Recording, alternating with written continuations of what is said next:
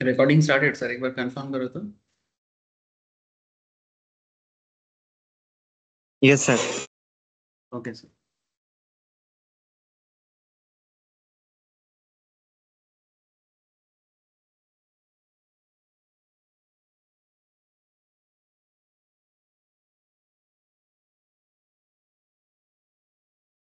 ठीक है, चलो sir. Good evening to all of you again sir. Ankita, Arzoo, Ashrita, Ayan, Konika, Neel, Potoi, Ravi, Shalini, Sanan. Good evening to all of you sir. Okay sir, मैंने recording भी start कर दिया, चलो ठीक है। अच्छा, हम लोग फाइनेंस का क्लास है सर, फाइनेंशियल मैनेजमेंट में। तो फाइनेंस में आज एक न्यू टॉपिक स्टार्ट करेंगे। ऐसे तो this is the extension part of working capital management, but more specifically आज का क्लास जो है सर, ये हम लोग बात करेंगे सर कैश मैनेजमेंट पे। किस पे बात करेंगे? कैश मैनेजमेंट पे, ठीक है सर। कैश सब तो सुना ही होगा आप लोग। हाँ, कैश माने रोकड़ा। रोकड़ा रोकड़ा समझते हो सर? कौन नहीं समझता है? अंधा भी समझता है, गूंगा भी समझता है, अनपढ़ गंवार भी समझते हैं। सबसे ज्यादा तो पढ़ा लिखा लोग समझते हैं, ठीक है। पैसा। लेकिन सर पैसा एक चीज होता है और पैसा को मैनेज करना एक दूसरा चीज होता है। सर ये कौन सा मैनेजमेंट का बात कर रहे हैं? सर हम लोग बात करेंगे सर कंपनी लेवल में कैश मैनेजमेंट के बारे में। किसके बारे में? Corporate level cash management. ठीक है, घर का कैश मैनेजमेंट का बात नहीं हो रहा है, ये कॉर्पोरेट लेवल कैश मैनेजमेंट का बात हो रहा है। मैंने कैसे एक बिजनेस अपना कैश को डे टू डे बिजनेस के लिए मैनेज कर पाएगा, बहुत वाइटल है। क्योंकि कैश क्या है ना, लाइफ ब्लड बिजनेस का। कैश नहीं रहेगा ना तो बिजनेस के लिए बहुत मुश्किल है, स्टार्ट ही नहीं हो पाएगा। आप लोग जब बचपन में कॉमर्स लिए थे 11-12 में, उस टाइम पे सबसे पहले आप लोगों का टीचर, जहाँ पर भी आप बचपन में पढ़े थे, आप लोगों ना एक एंट्री से आपका क्लास जरूर स्टार्ट हुआ होगा। That is cash to capital, है ना? तो जब तक कैश बिजनेस पे नहीं आता है और वो कैपिटल में कन्वर्ट नहीं हो जाता, तब तक बिजनेस ही नहीं स्टार्ट होता। तो basically very vital point from management purpose also. चलो मैं आपको स्क्रीन शेयर करता हूँ और बताता हूँ कि वर्किंग कैपिटल मैनेजमेंट में कैश मैनेजमेंट या ट्रेजरी मैनेजमेंट एक साथ बोला जा सकता है। Treasury and cash management also. समझ पा रहे हो ना सर? स्क्रीन शेयर है, प्लीज मुझे बताओ एक बार।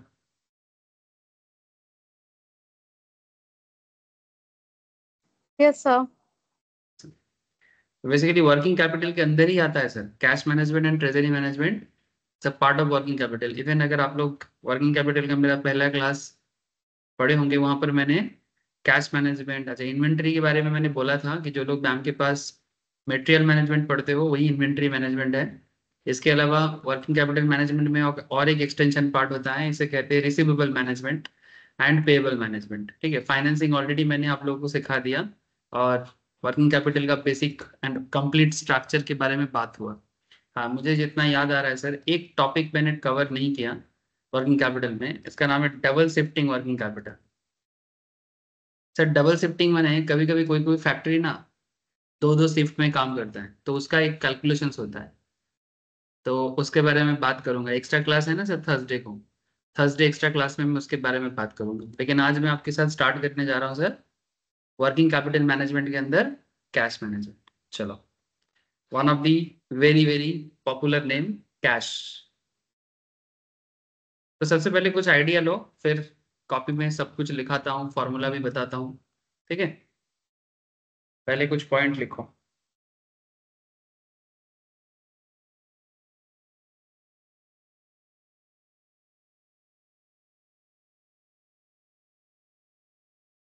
पहले कुछ समझो सर, कैश मैनेजमेंट या ट्रेजरी मैनेजमेंट के बारे में फिनांस क्या कहता है थोड़ा सा देखो।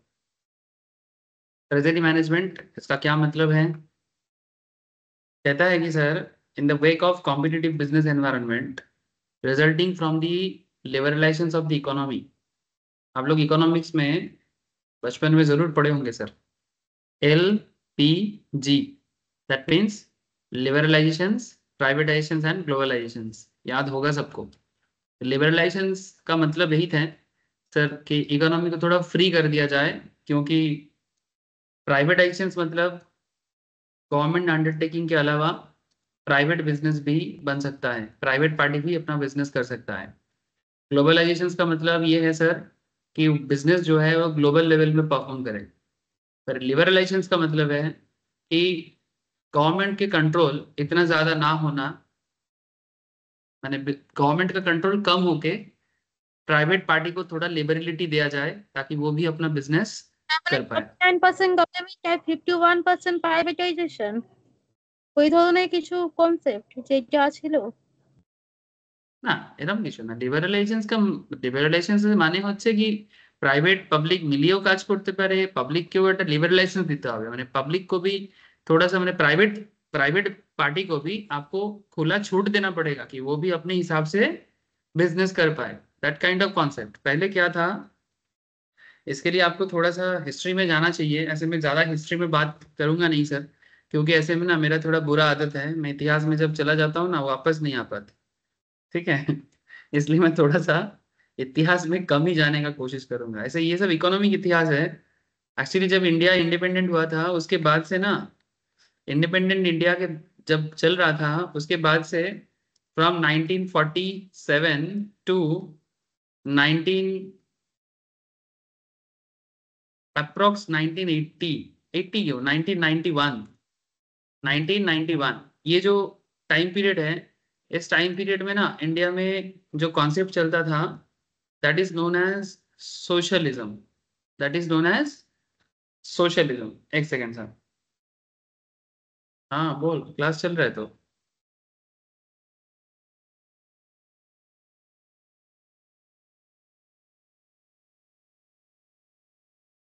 कोई बात नहीं, ऑनलाइन ज्वाइन कर ले सर। हम्म।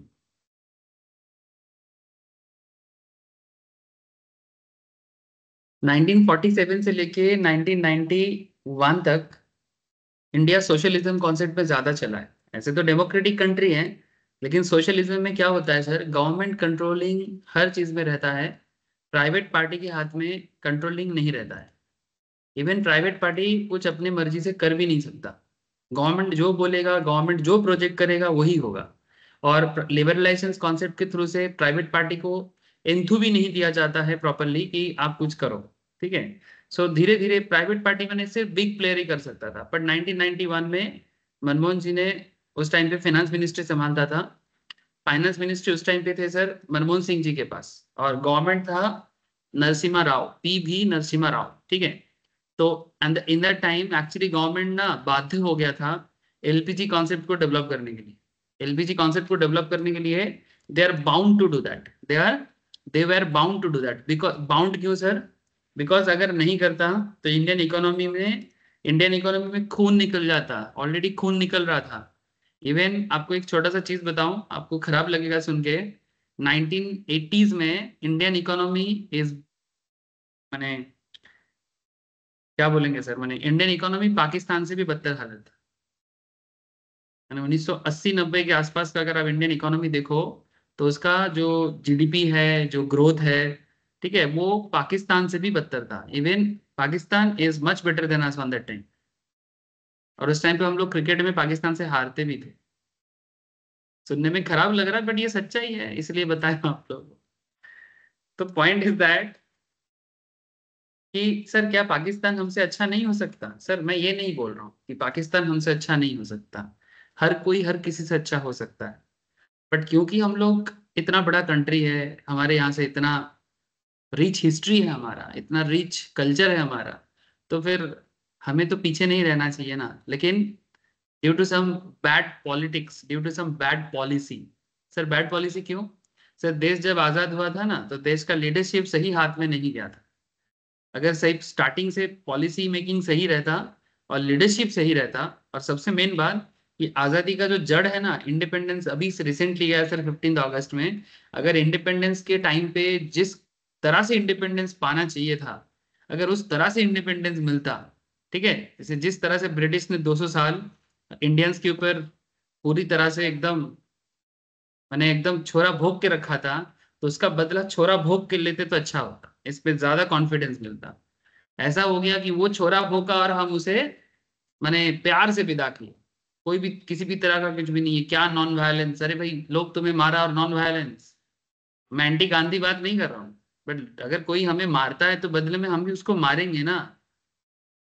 सुभाष बोस का जरूरत था सर, बट नहीं आ पाया, इसलिए मैं बोले ज्यादा हिस्ट्री में नहीं जाऊंगा। सर क्यों? अब पॉइंट इज दैट कि अगर देश थोड़ा सही लीडरशिप में होता और धीरे धीरे सही टाइम पे पॉलिसी लिया जाता ना, तो शायद आज इंडिया बेहतर हालत में होता। बट कोई व्यक्ति जो वो नहीं हुआ उसके बारे में ज्यादा नहीं करते हैं बात। बट लिबरलाइजेशन लेने के कारण ही देश में प्राइवेटाइजेशन डेवलप हो पाया। अब प्राइवेटाइजेशन के कारण देश में क्या हो रहा है ना, प्रोडक्ट डेवलपमेंट हो रहा है, इनोवेशन आ रहा है। ये अगर थोड़ा 20 साल पहले आ जाता, अगर अप्रोक्स 1960s में आ जाता, तो आज हम लोग चाइना के साथ एट पार होते। ठीक है, टक्कर बराबर का होता। बट चाइना हमसे बेहतर निकला सर। लेकिन चाइना तो सोशलिज्म फॉलो करके ही हुआ है सर। चाइना का कल्चर अलग है, इंडियंस का कल्चर अलग है। ठीक है, जो भी हो, अब इसलिए मैं बोला ज्यादा हिस्टोरिकल बात नहीं करूंगा। फिर भी क्योंकि यहाँ पर एक पॉइंट आ रहा था, इसलिए मैं आपको बोला। In the wake of competitive business environment resulting from the liberalisation. Competitive business कहाँ से आया? इसीलिए तुम बोला मैंने कि क्योंकि बिजनेस को कॉम्पिटिटिव वर्ल्ड के अंदर लाना पड़ा। ठीक है, मैंने अगर बिजनेस को कंपटीशन के अंदर नहीं लाना होता, अगर सारा चीज सरकार करता, पब्लिक लाइफ में मैंने प्राइवेट लाइफ में लोगों के अंदर बिजनेस करने का जो आज भी भूख नहीं है ना, आज भी सबको क्या लगता है कि अगर नौकरी मिल जाए, 100 में से माने 100% अगर यूथ है तो 100% यूथ में से कितना यूथ है सर जो बिजनेस करना चाहता है, जो एंटरप्रेन्योर बनना चाहता है? आज भी। हाँ सर, आज भी काउंट में परसेंटेज में मुश्किल हो जाता है कि कितना परसेंटेज ऑफ यूथ एंटरप्रेन्योर बनने के लिए रेडी है। सर मेरे हिसाब से 10% भी हार्डली, 10% हार्डली है जो यूथ एंटरप्रेन्योर बनना चाहता है, रिस्क लेके कुछ करना चाहता है। Everybody is looking for job, एक नौकरी मिल जाए। पहले सरकारी नौकरी का कॉन्सेप्ट था, आजकल कम से कम लोग सरकारी नौकरी थोड़ा सा धीरे धीरे एडजस्ट करना सीख गया, क्योंकि सरकार भी नौकरी उस हिसाब से कॉम्पिटिटिवली पहले जैसा सिर्फ सरकारी नौकरी कॉन्सेप्ट और नहीं है। अभी प्राइवेट कॉन्सेप्ट, गवर्नमेंट कॉन्सेप्ट हर कोई है, प्राइवेट कंपनी, पब्लिक कंपनी, हर तरह का कॉन्सेप्ट अभी आ गया है। ठीक है, तो लेकिन सबको नौकरी करना है, चलो ठीक है, मैं I am not against the job. मेरा कहने का मतलब है कि बिजनेस एनवायरनमेंट में कंपटीशन लाने के लिए पब्लिक के अंदर बिजनेस एंड एंटरप्रेन्योरशिप नॉलेज का जो डेवलपमेंट 2010 के बाद या 2005 के बाद आया है, ये अगर 90s या 80s के जमाने में आता तो शायद आज इंडिया और बेहतर पोजिशन पे होता। ठीक है, यही मैं आपको एक्चुअली कहने का कोशिश कर रहा था। एक्चुअली मैं नहीं बोल रहा हूँ, ये जो पॉइंट था इसके थ्रू से बोल रहा हूँ। चलो जो भी हो, so there is pressure to manage cash scientifically. तो कॉन्सेप्ट इज दैट, चलो हम लोग फोकस करते हैं कैश मैनेजमेंट में। तो कॉम्पिटिटिव बिजनेस एनवायरनमेंट में कैश को मैनेज करना इतना आसान नहीं है कि आपका कैश जो है वही आपका कैपिटल है, पूंजी है। तो किस पैसे को आप बिजनेस पे लगाओगे, किस पैसे से आप फंडिंग करोगे, किस पैसे को आप बैंक में रखोगे, it's not a joke. The demand for funds for expansion, the demand for funds for expansion coupled with higher interest rate. Cash नहीं है आपके पास तो आपको बैंक के पास या फिर किसी फाइनेंशियल इंस्टीट्यूशन से उधार लेना पड़ता है। फॉरेन एक्सचेंज वोलेटिलिटी रहता है, डॉलर के अगेंस्ट में इंडियन रुपी वीक पड़ जाता है, तो इंपोर्ट कॉस्टली हो जाता है। ठीक है, and the growing volume of financial transactions, growing volume of financial transactions, और डे बाय डे फाइनेंशियल लेन देन बढ़ रहा है, have necessitated efficient management of money. इसलिए जो बिजनेस अच्छी तरह से मनी मैनेज करना सीख गया वो बिजनेस आगे रहेगा। Treasury management encompasses planning, organizing, and controlling the funds and working capital of an enterprise in order to ensure best use of funds, maintain liquidity. Liquidity माने बिजनेस के अंदर ऑलवेज एक लिक्विडिटी मेंटेन करो। That means ताकि ऐसा ना हो कि बिजनेस क्रंच पे आ जाए। इसको समझाने के लिए एक बेसिक कॉन्सेप्ट बता सकते हैं। से फॉर एग्जांपल हाउस होल्ड में आप सभी कोई ना कोई फैमिली से ही बिलोंग करते हो, है ना? अब हाउस होल्ड मैनेज करने के टाइम पे अगर घर पे कैश का क्रांच चले, समझ रहे सर मैं क्या बोल रहा हूँ? हाउस होल्ड मैनेज करने के टाइम पे अगर फैमिली में कैश क्रांच चले, क्या ये अच्छी बात है? प्लीज टेल मी, बोलो। हाँ सर, घर चलाने के टाइम पे क्या घर में कैश का क्रांच अगर हो जाए कभी, ठीक है, घर में कैश नहीं है, क्या ये फैमिली के लिए अच्छा बात है?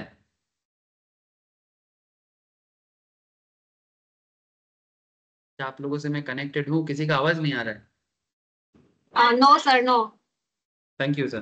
ठीक है, सो कैश क्रंच होना it's not a good thing. इसका मतलब है अगर कभी भी कोई फैमिली कैश क्रंच में पड़ता है, दैट मीन्स उस फैमिली का कैश मैनेजमेंट सही नहीं है।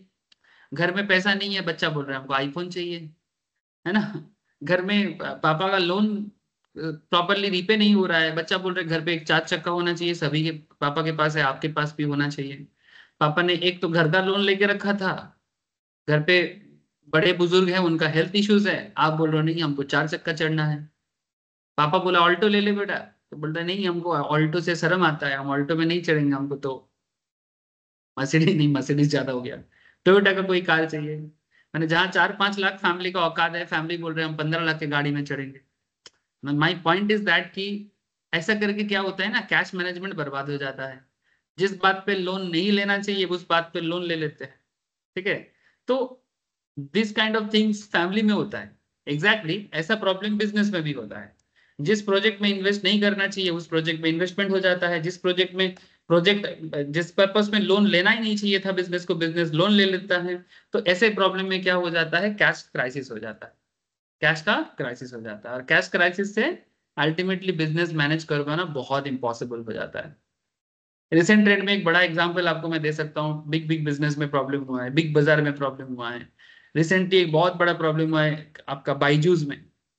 इतना बड़ा बिजनेस, हाई वैल्यूएशंस, पर due to cash management problem में पड़ गया। इतना फंड मिला, करोड़ों मिला, मैंने लाख करोड़ का पैसा मिला, लेकिन मैनेज नहीं कर पाया, कैश मैनेजमेंट। ठीक है, सो treasury management encompasses planning, organizing, controlling of the funds and working capital of an enterprise in order to ensure best use of funds, maintain liquidity, reduce overall cost of funds। और आप जो fund raise करते हो उसका costing भी कम होना चाहिए, मैंने बैंक से या फाइनेंशियल इंस्टीट्यूशन से जो लोन लिया जाता है उस लोन का कॉस्ट कम होना चाहिए, लोन का कॉस्ट रिड्यूस होना चाहिए। कैसे होता है, वही तो।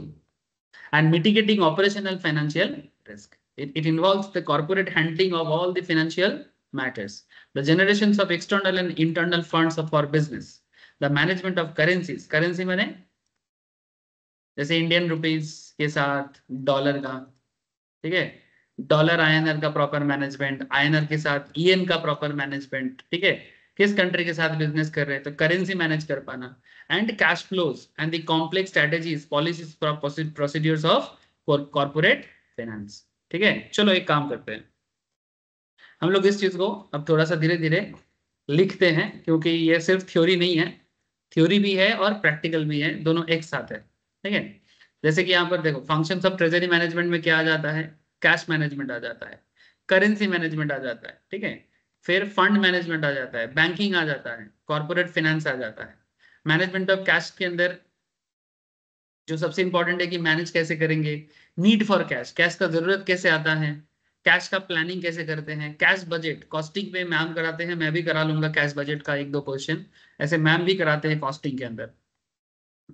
फिर main concept of cash budget, cash budget करके पता चलता है कि बिजनेस को ना हमेशा एक minimum cash balance always maintain रखना है। ये देखो कैश एंड बैंक बैलेंस देख रहे हैं सर, ठीक है, जैसे मानो ये जो लेवल देख रहे हो ना, ये जो लेवल देख रहे हो, ठीक है, expected cash and bank balance with the company, इतना होना चाहिए।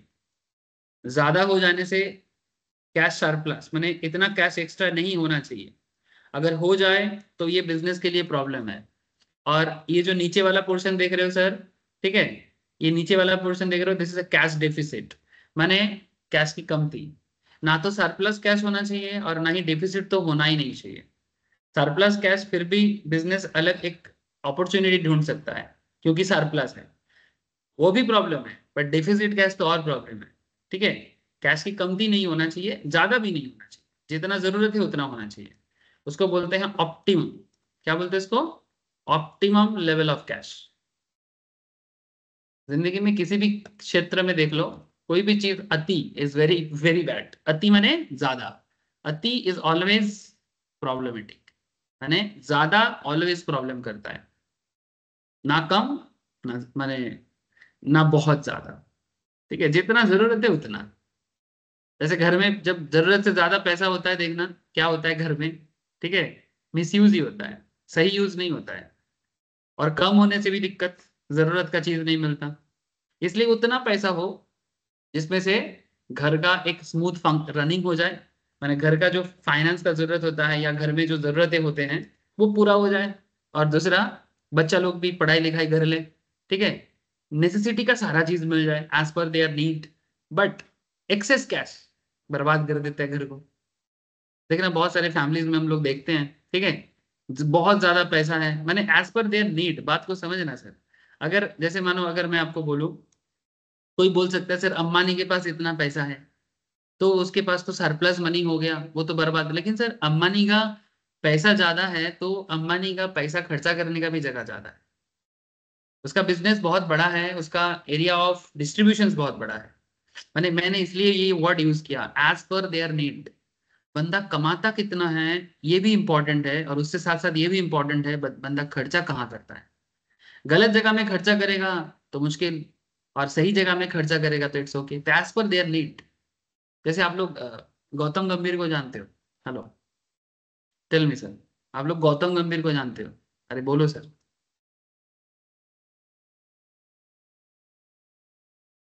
एनीवन? अरे कुछ तो बताओ। Yes sir. Cricketer. Thank you sir. कौन है सर गौतम गंभीर, कौन है? क्रिकेटर। क्रिकेटर। कोच कोच है sir sir. Coach, Indian coach. Recent Indian coach भी है। इनका एक पर्सनल लाइफ का एक इंटरव्यू में सुना था, मैं आपको बता रहा हूँ। ऐसे तो बहुत बड़े प्लेयर भी था और साथ में अभी इंडियन कोच भी है, लेकिन मैं उस बारे में बात नहीं करूंगा। मैं आपको इसका एक कॉन्सेप्ट बता रहा हूँ।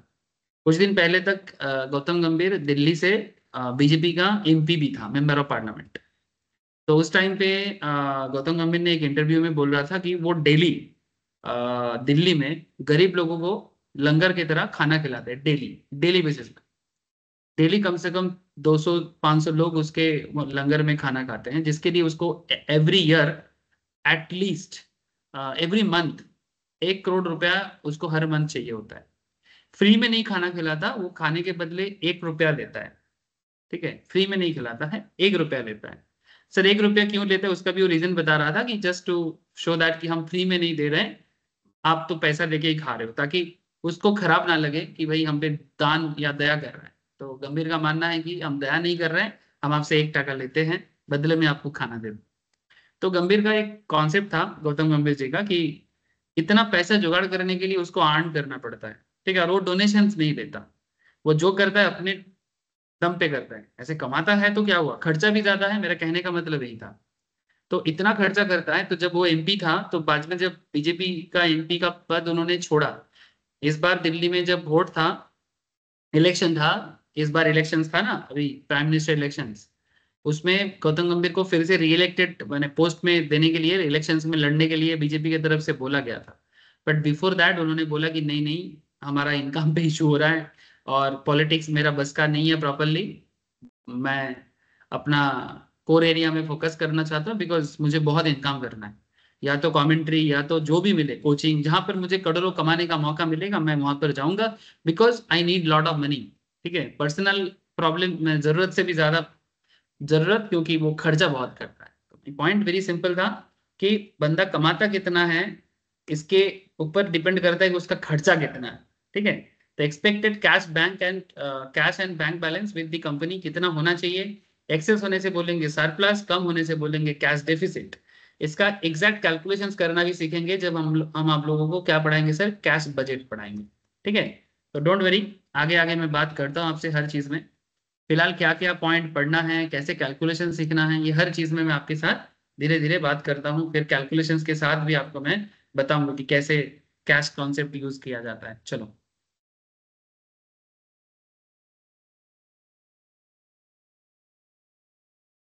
पेन एंड कॉपी रेडी कर लो sir.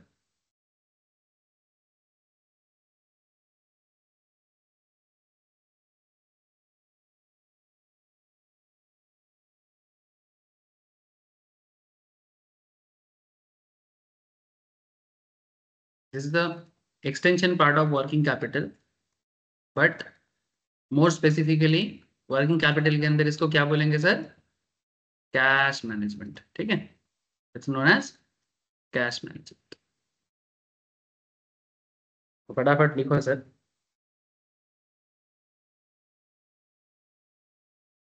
We divide our discussion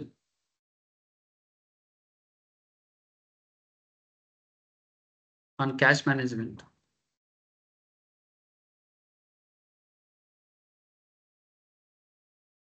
into 5 sections. Section 1, intro. Section 2, cash management models.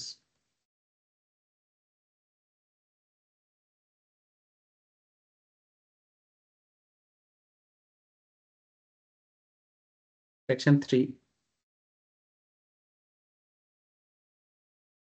cash planning.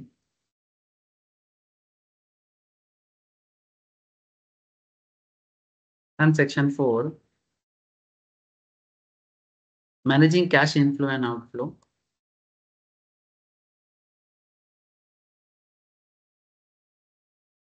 Managing cash inflow and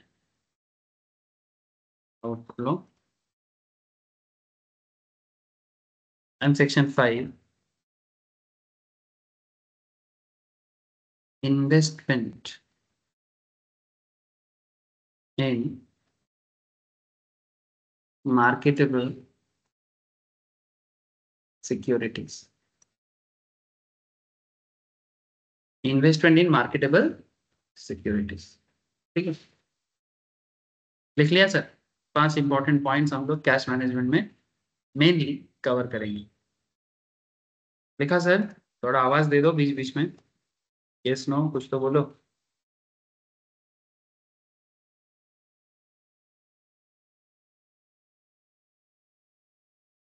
तो इतना चुपचाप रहते हो ना ऑनलाइन में, कभी कभी मेरे को मन करता है कि आप लोगों को ना जाके जगा दूं कि उठ जाओ सर, क्या हो रहा है। इंट्रोडक्शन देखो,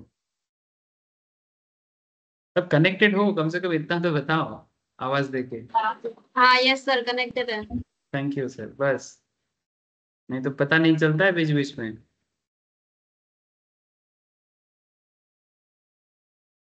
cash is the most liquid asset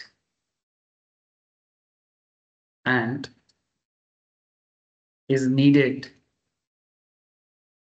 for day-to-day operation. Is needed for day-to-day operation of business. It is the lifeblood of business. Life blood of business. Cash को बिजनेस का लाइफ ब्लड कहते हैं। क्या बोलते हैं sir? Life blood. And focal point of all business activities. Focal point of all business activities.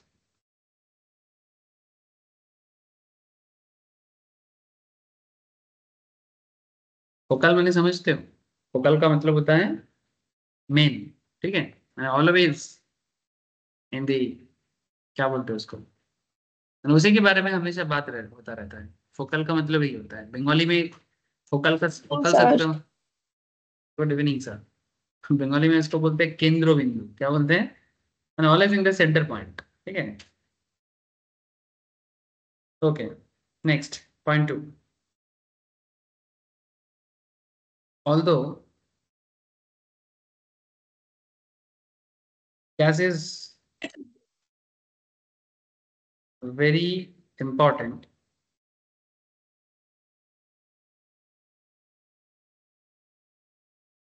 it has an opportunity cost.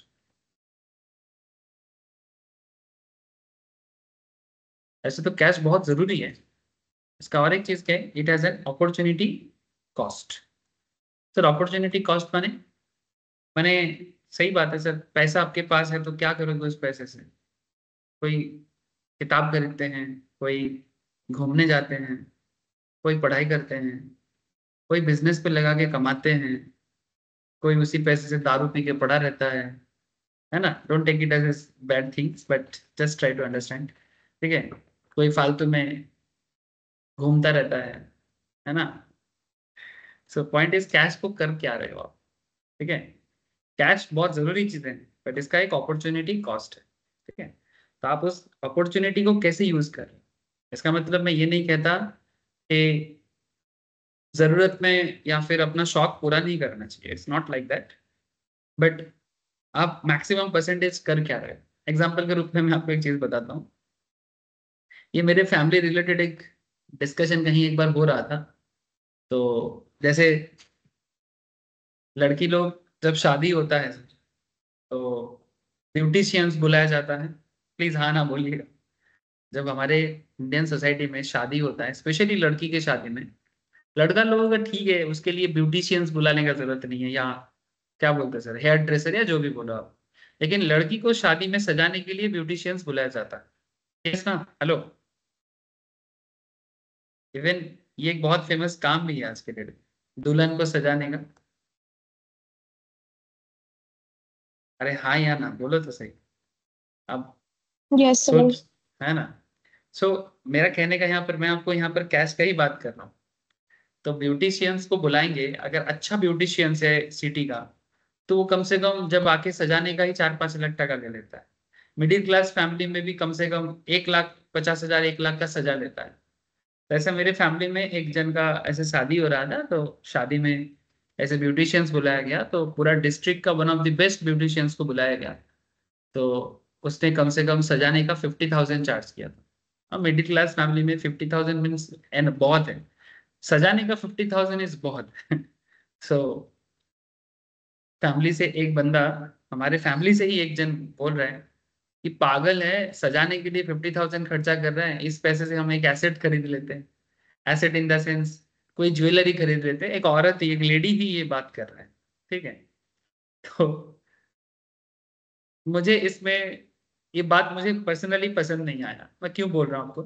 क्योंकि शादी में सजना ये अपने आप में ही एक बहुत इंपॉर्टेंट चीज है। इसके इस सजने के इस कॉन्सेप्ट में पैसा बचाने वाला कॉन्सेप्ट मुझे समझ में नहीं आता, क्योंकि वो उस पर्पस के लिए ही, वो शादी एक बहुत ही अलग चीज है, तो वहां पर पैसा बचाने का बात नहीं किया जा रहा। ठीक है, सो मेरा पॉइंट ऑफ व्यू वहां पर ये था कि अरे 50,000 का एसेट खरीद के क्या करोगे? शादी तो जिंदगी में एक ही बार करोगे। हाँ, डिवोर्स का कॉन्सेप्ट अलग है। ठीक है, सो पॉइंट इज दैट कि पैसा का अपॉर्चुनिटी कॉस्ट ऑब्वियसली है, ठीक है, लेकिन अगर कोई शादी में सजने के लिए खर्चा कर रहा है, वो उनका खूबसूरती का कॉन्सेप्ट है, क्या प्रॉब्लम है उसमें? ठीक है, लेकिन इंसान यहाँ पर भी एसेट बनाने का सोचता है, ये बहुत ही चिंता मेरे को मैंने डेंजर लगता है। आई होप यू अंडरस्टैंड मेरा कहने का मतलब क्या था। मैंने ये सब लेवल में कंजूसी करने का कोई मतलब नहीं होता। ठीक है, लेकिन अगर बंदा फालतू में डेली खर्चा कर रहा है, पर्पसफुली नहीं कर रहा है, वो प्रॉब्लमेटिक है। Although cash is very important, it has an opportunity cost in terms of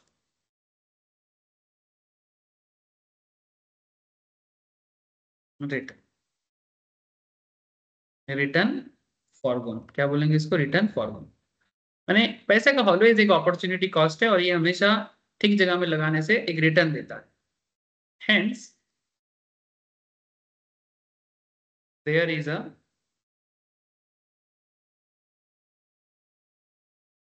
liquidity. तो क्या रहता है sir? There is a liquidity और profitability, trade off. Liquidity and profitability, trade off. Trade off का मतलब होता है जीरो से हीरो बनाने वाला प्रोसेस। ठीक है, माने कैश ही एक ऐसा नैया है सर, जिस नाव में बैठ के आप बिजनेस पे कुछ नहीं थे, वहां से कुछ बन रहे हो।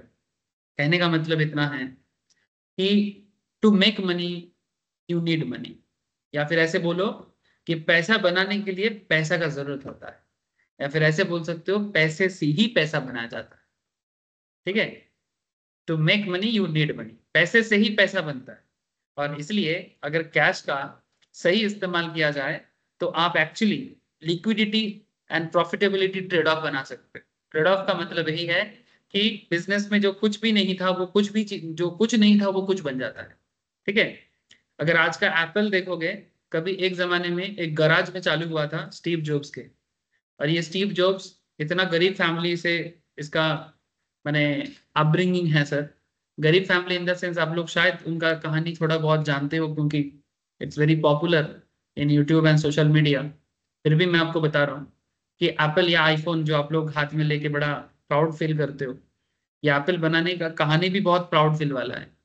एप्पल का ओनर जो है, मैंने जिन्होंने इसको बनाया, आज नहीं है हमारे बीच में। स्टीव जॉब्स, इनका बायोलॉजिकल मदर कोई और है, और इनका मैंने जिन्होंने इनको बड़ा किया वो कोई और है। ठीक है, सो मैं ज्यादा डिटेल्स में नहीं जा रहा हूँ, लेकिन यहाँ पर एक इंटरेस्टिंग बात है कि जिन्होंने स्टीव जॉब्स को एडॉप्ट किया था, ठीक है, वो एडॉप्टिंग पेरेंट जो है वो उतना पैसा वाला नहीं था। तो स्टीव को ना बहुत ही हाई फाई कॉलेज में पढ़ा भी नहीं पाया था। इवन एक फ्री से क्लास चलता था कोलंबिया यूनिवर्सिटी में या स्टैनफोर्ड में, आई थिंक कोलंबिया में, कोलंबिया यूनिवर्सिटी में एक फ्री कोर्स चलता था वहां पर। ये कैलीग्राफी का एक कोर्स चलता था। किसका? कैलीग्राफी, माने ये जो टाइपिंग होता है ना सर, टाइपिंग में जो मैकेनिज्म होता है, जैसे हम लोग जो की और कीपैड यूज करते हैं लैपटॉप कंप्यूटर में, वो कीपैड का मैकेनिज्म सर वो कैसे वर्क। स्टाइल टाइप होता है ना वर्ड का, हाँ फॉन्ट हाँ टाइप होता है, अच्छे से वो लोग लिखता है। हाँ, वही चीज मैंने, ये जो डिजाइनिंग है मैंने, कहाँ पर क्यू होना चाहिए कीबोर्ड कीपैड के अंदर, कहाँ पर ए होना चाहिए, डिजिट किधर होना चाहिए। ठीक है, इसका जो ओवरऑल जो टेक्नोलॉजी है इसको बोलते हैं कैलीग्राफी। ठीक है, तो ऐसा एक कोर्स में उन्होंने फ्री कोर्स ज्वाइन किया था। फिर उसके बाद उन्होंने सोचा था कि कॉलेज, मेन कॉलेज ज्वाइन करेगा, पर मेन कॉलेज का फर्स्ट ईयर का फीस दिया था पर सेकेंड ईयर का फीस नहीं दे पाया, तो फिर कॉलेज ड्रॉप आउट हो गया। फिर ड्रॉप आउट होने के बाद उन्होंने जितना कैलीग्राफी फ्री में सीखा था उसी नॉलेज को यूज करके अपने गराज में धीरे धीरे ये सब कंप्यूटर वगैरह बनाना स्टार्ट किया।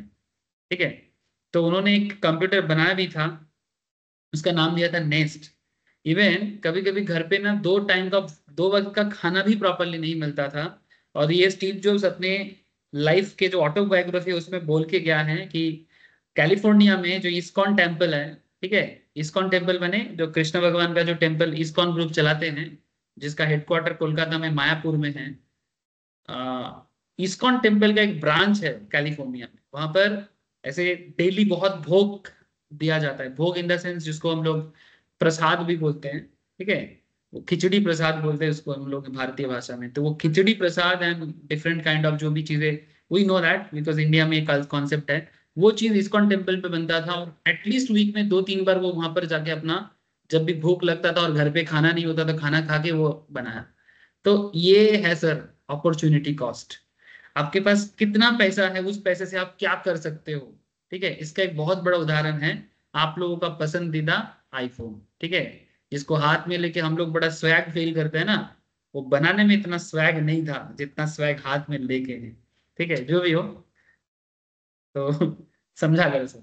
तो मेरा कहने का मतलब है कि उसके पास जितना एसेट्स था, जितना कैश था, उस कैश से उन्होंने क्या बनाया। पहले एक नेस्ट बोल के एक चीज बनाया था, फिर वो नेस्ट को जिसको बेचा था उसी का एक कंपनी, किसी एक दोस्त का कंपनी था।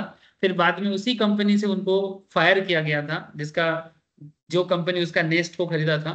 फिर बाद में बहुत प्रॉब्लम लेके वो इंडिया आया था, और फिर इंडिया में एक आश्रम था नीम करोली बाबा का, वो अपने ऑटोबायोग्राफी में सब बोल के गया है। फिर नीम करोली बाबा के आश्रम में आके उन्होंने उनके साथ मिला था, जो देहरादून में है उत्तराखंड के पास। फिर वहां पर उन्होंने कुछ दिन बिताया, वो वापस अमेरिका गया। फिर वहां पर जाके उन्होंने मैकिंटोश बनाया, जिसको हम लोग आज मैकबुक के नाम से जानते हैं। और उसके बाद धीरे धीरे आईफोन एंड एवरीथिंग, जो हिस्ट्री है मुझे उसके बारे में बोलने की जरूरत नहीं। एंड आज वर्ल्ड का one of the most valuable brand में से एक है। ठीक है, so this is called trade off. समझे सर? मिनिमम मनी से मैक्सिमम मनी कैसे बनाया, इसके बहुत बड़ा एग्जांपल है आपके सामने। मैं आपको आईफोन का एग्जांपल दिया, आप लोग ज्यादा कनेक्ट कर पाओगे, कुछ और भी दे सकता था। कोई बात नहीं, चलो। इवन मैं तो अपने घर के बगल वाला पान वाला का भी कहानी जानता हूँ, सब्जी वाला का भी कहानी जानता हूँ। चलो, that's the difference. Unknown hero बहुत है sir. .3।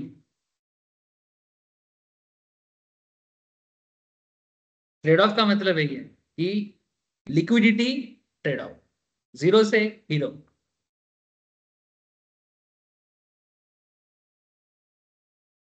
According to Keynes. Keynes कौन है जानते हो? एनीवन? नाम सुने हो सर इनका?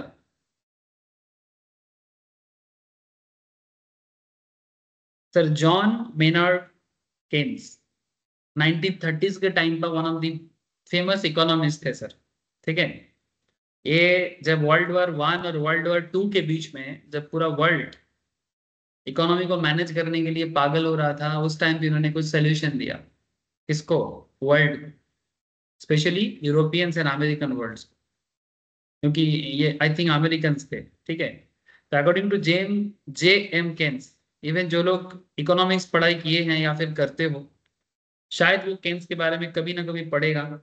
फाउंडेशन लेवल में अभी न्यू सिलेबस ऑफ सीए के सिलेबस में केन्स पढ़ाया जाता है, और या फिर इकोनॉमिक्स ऑनर्स करने से केन्स के बारे में पढ़ने का मौका मिलता है। तो फिर भी ज्यादा नहीं पढ़ो आप, बट कम से कम इतना तो जानो कि केन्स ने क्या सोल्यूशन दिया था कैश के बारे में। According to J M Keynes there are 3 types of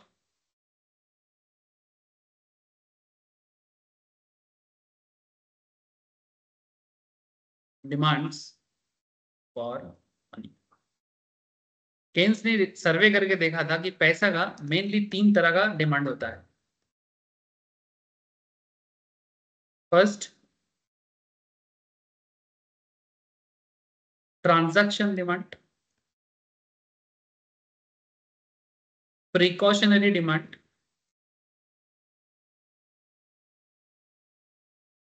and speculative demand. Transactions माने डेली लेन देन। ट्रांजैक्शंस माने डेली लेन देन। डेली लेन देन समझते हो ना सर?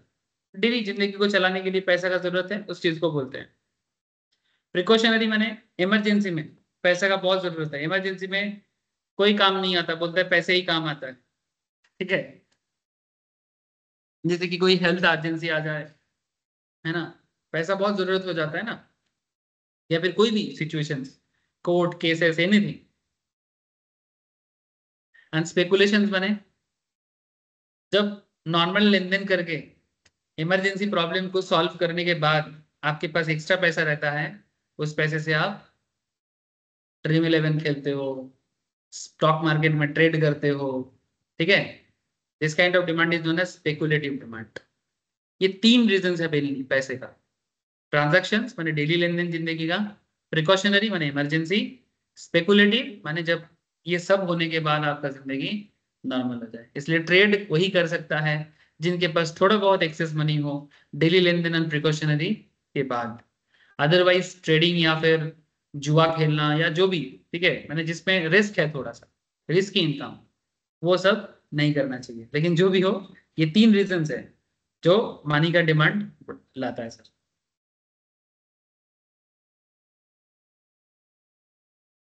ठीक है। ये .3 का सेक्शन 1 था। अब मैं आपको सेक्शन 2 में लिखाता हूँ। एक्चुअली सॉरी, मैं आपको बता रहा हूँ कि हम लोग यहाँ से सेक्शन 1 में इंट्रोडक्शन दिए, ये इंट्रोडक्शन हो गया। अब जा रहे हैं सेक्शन 2 में, कैश मैनेजमेंट मॉडल्स।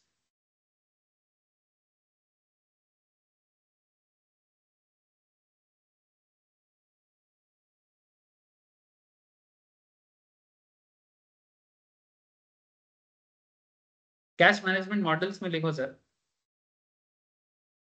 पार्ट 1 देखिए।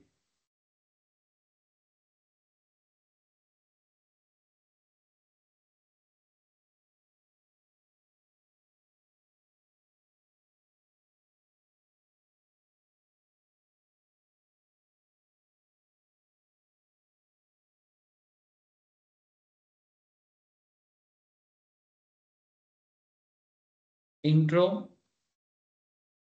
And classifications. Intro and classification.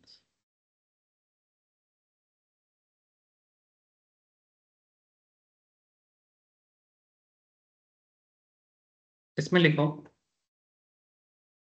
Imagine two accounts,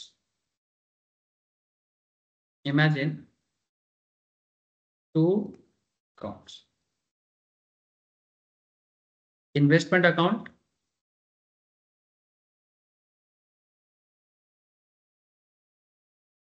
और दूसरा लिखो कैश अकाउंट। मानो कि आपके पास दो अकाउंट है, जिसमें एक में आपका इन्वेस्टमेंट अकाउंट है और दूसरा आपका मानो कैश अकाउंट। तो इन्वेस्टमेंट अकाउंट का क्या कॉन्सेप्ट है और कैश अकाउंट का क्या कॉन्सेप्ट है, try to understand.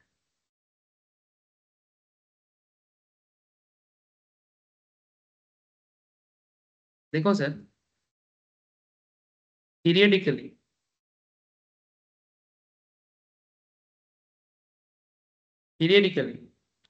funds could be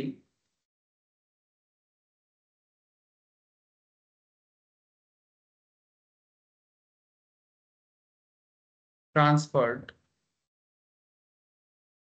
from investment account to cash account.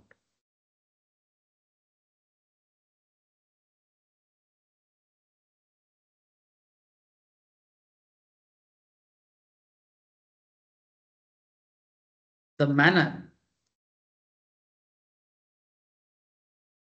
in which this would take place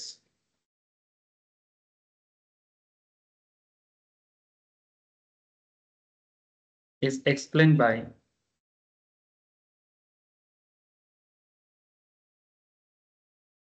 cash management models.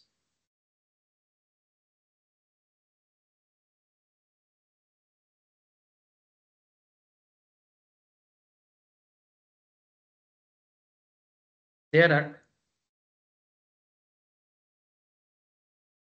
two types of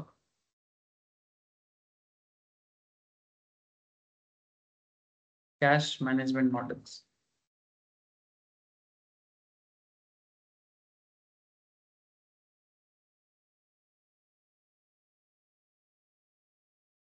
एक है sir Baumol model, BAUMAL, Baumol model. क्या लिखा sir? Baumol model. ठीक है।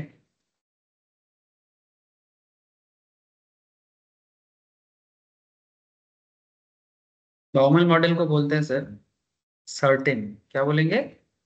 Certain. और एक interesting model है Miller and Orr, OHR, Miller and Orr model. इसको बोलते हैं सर स्टोचस्टिक। क्या बोलते हैं? स्टोचस्टिक।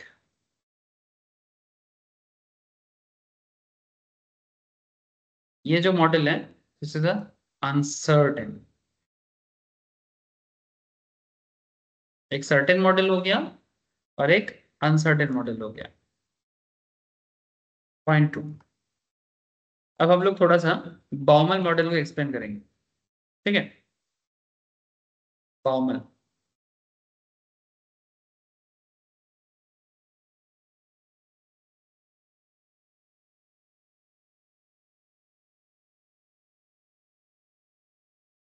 इस बाउमल मॉडल को लिखो सर थोड़ा सा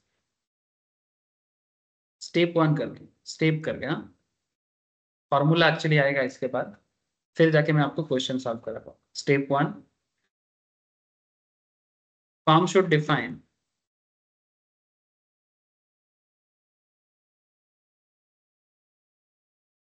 should define its short term planning horizon.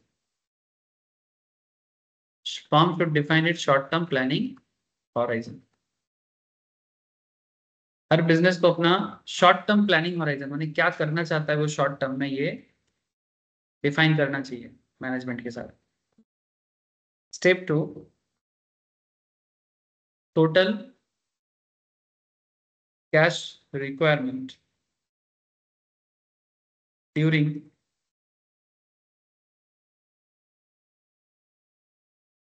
Planning horizon. जब प्लान कर रहे हैं कि शॉर्ट टर्म पीरियड के लिए मैं ये करना चाहता हूँ, तो उसके पास एक प्लान होना चाहिए कि शॉर्ट टर्म में उसको कितना कैश का जरूरत है।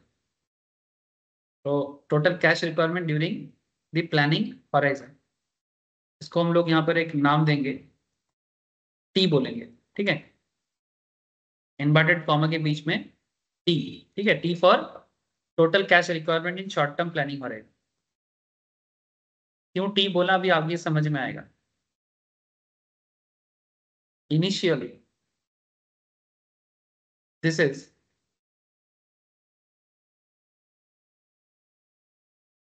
in the form of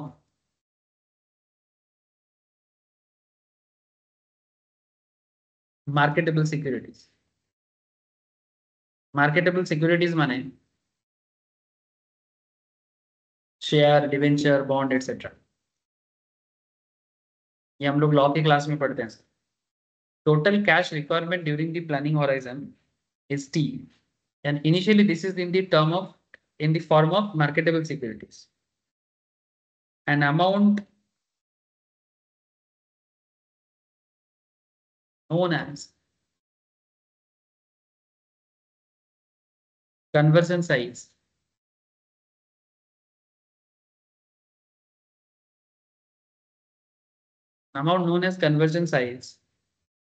conversion size को बोलेंगे C, will be periodically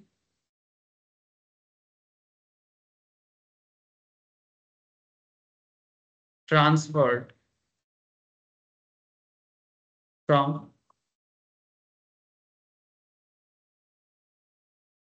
investment account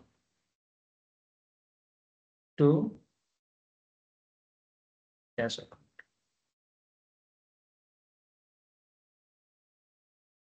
Next, step 3, conversion cost per conversion equals to, इसको बी में देखो, conversion cost per conversion is B. ये फिक्स्ड है, मान के चल रहा है बाउमल के हिसाब से, मेरा मानना नहीं है सर, बाउमल के हिसाब। That is it does not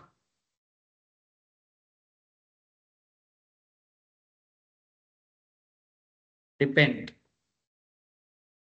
upon the conversion size. Conversion माने किसका कन्वर्जन सर, पैसा का। सी, इन्वेस्टमेंट अकाउंट से लेके कैश अकाउंट में पैसा कन्वर्ट करने का खर्चा।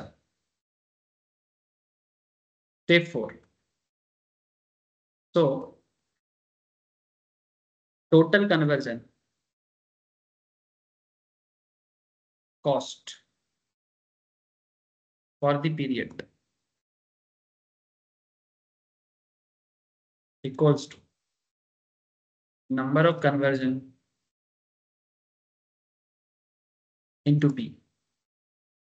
number of conversion into B माने T for total cash requirement divided by C for conversion size into B माने conversion cost per conversion। ऐसा करने से हमें total conversion cost का पता चलता है। तो फॉर्मूला क्या निकला, T by C into B. याद रखिएगा sir, T by C into, this is the formula. Total conversion cost for the period. ठीक है, total conversion cost for the period का फॉर्मूला है।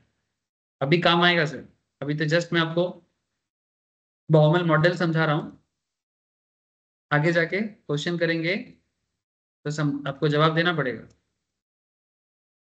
स्टेप 5, बाउमल और भी बोलता है, assuming that conversion time is nil and cash management, sorry, cash requirement, management नहीं लिखो, requirement, cash requirement are evenly spread throughout the year. Throughout the year. Average cash balance held equals to C, मैंने C is conversion size divided by 2. Total conversion size को अगर 2 से divide करो तो आपको average cash का balance मिल जाएगा। Average cash balance को आप ऐसे ड्रॉ करके भी देख सकते हो। से फॉर एग्जांपल बिजनेस का कैश बैलेंस का पता करना है, एक एक्स एक्सिस बनाओ, एक वाई एक्सिस बनाओ, फिर इसमें ना एक कैश का एक साइज बनाओ। से फॉर एग्जांपल बिजनेस का ये जो एरिया है, ये बिजनेस का मैक्सिमम साइज है कैश का।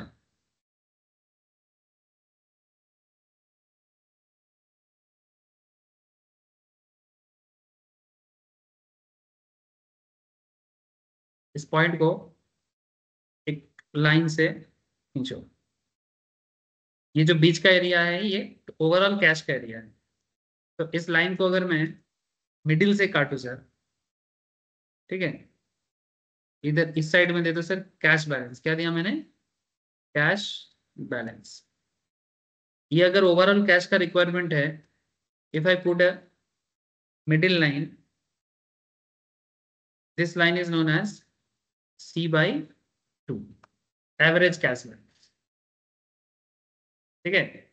और ये जो एक्स एक्सिस है इसमें दे दो आप टाइम, कि बिजनेस के पास कितना कैश बैलेंस होना चाहिए और एवरेज कैश बैलेंस कितना होना चाहिए, ओवरऑल मैक्सिमम कैश बैलेंस कितना हो सकता है और एवरेज कैसे हो सकता है।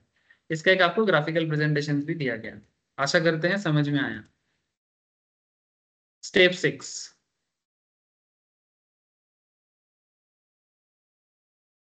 Late I be the interest rate for the planning horizon. जब हम लोग कैश का रिक्वायरमेंट लेते हैं तो ऑब्वियसली इंटरेस्ट का भी एक मैटर आ जाता है। तो बॉमल जो है सर, जो फाइनेंशियल जिसका थ्योरी पढ़ रहे हैं हम लोग, इन्होंने आई के लिए भी बताया स्टेप 6 में, let I B the interest rate for the planning horizon. So carrying cost, that is interest income. Sir income क्यों? क्योंकि हम लोग इन्वेस्टमेंट अकाउंट से कैश अकाउंट में डाल रहे हैं, तो जहां इन्वेस्ट किए थे वहां पर इंटरेस्ट मिलेगा ना। अगर डिवेंचर में इन्वेस्टमेंट था या फिर बॉन्ड में इन्वेस्टमेंट था, है ना, या फिर प्रेफरेंस शेयर्स वगैरह में था, तो कैरिंग कॉस्ट वहां पर इंटरेस्ट मिलेगा। So carrying cost that is interest income for the year. एक second, interest income for year नहीं sir, interest income for on an average, on average cash balance. माने इंटरेस्ट इनकम कैसे calculate करेंगे, average cash balance के ऊपर। Average cash balance जितना रहेगा उसके ऊपर हमें इंटरेस्ट मिल सकता है, मैंने मिलेगा। इसको ऐसे कैलकुलेट किया जा सकता है sir,